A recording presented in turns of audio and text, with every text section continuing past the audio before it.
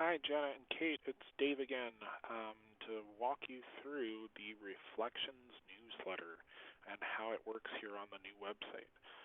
It's going to be a rather lengthy video because the Reflections newsletters are rather complicated.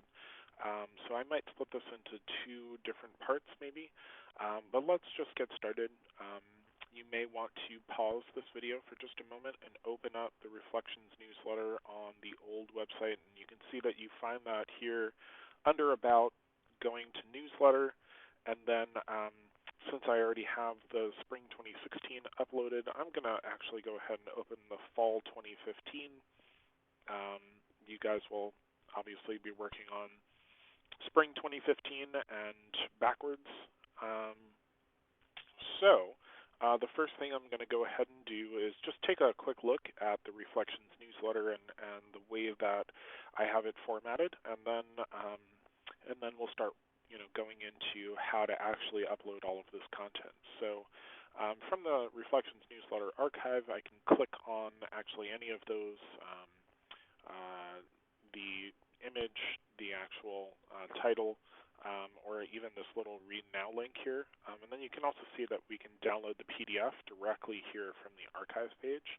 But for right now, let's just go ahead and take a look at the actual individual page for the Spring 2016 Reflections newsletter. So you can see that I actually took a little liberty here and I added the potential to have a small title with a short description up above all of the individual pages here that you had in the old newsletter. Let's just take a quick look at the old newsletter as well.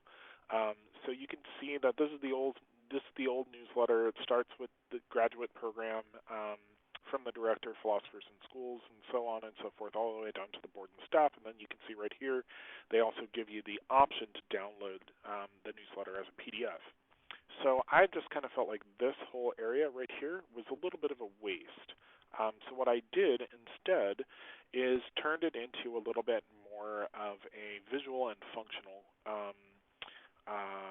type of situation where you don't actually need to reload pages to get from place to place. Like you can see right now, this requires that you actually reload or load another page every single time that you click. In the method that I have right here, it all loads as one. So you can see again that we have this little, icon here that I created. It says Reflections Newsletter Spring 2016 edition, and then there's just a short little description. Again, I made this up. It's really easy to edit, so if you guys wanted to go ahead and edit it, no problem. You can also see up here in the top-hand right corner, you can also download the PDF really easily just by clicking on this button. You'll notice it opens in a new tab. And this functions the same way that the newsletter has always functioned in PDF form. Let's go back here to the page, though, and let's just take a quick look at the way that this actually works now. So what we have here is a section that's in what's called a toggle. So this toggled section is the Philosophy for Children graduate program. You can see that corresponds with this first page right here. We even have the picture of the kid. And you can read all of this. You can click on the links, etc. When you're done with that section, you can minimize it and move on to the next section. And you can see here that we even get authors for particular sections if you guys want to specify those. And again, you can click through all of these different sections and see the content that has been uploaded. Right on down to the board and staff, and then also supporting the center. Again, some of these things need work. Really, my aim was to create the structure for you guys and give you the freedom to post whatever content you want up there. Jana, this is also a question for you. I put this down at the bottom of every single newsletter. These two acknowledgments and thank yous. One being for the Department of Philosophy at the University of Washington, and then the other one is this little acknowledgment of Susie Fitzhugh, who I think you guys get most of your photos from.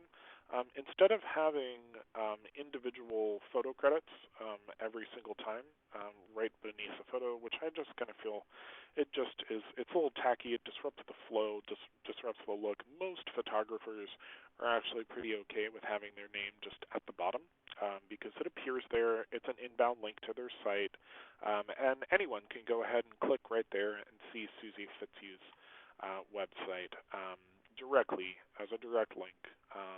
You can see that it opens in a new tab, doesn't close this. Same thing with the Department of Philosophy.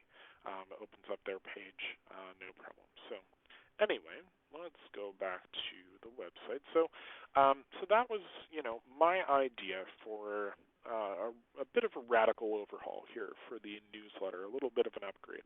At least I hope that's how you guys feel. So I think that this video in particular is already starting to get a little bit long, so let's just call it good here with the let's call this a walkthrough maybe of how the newsletter will look and function on the site.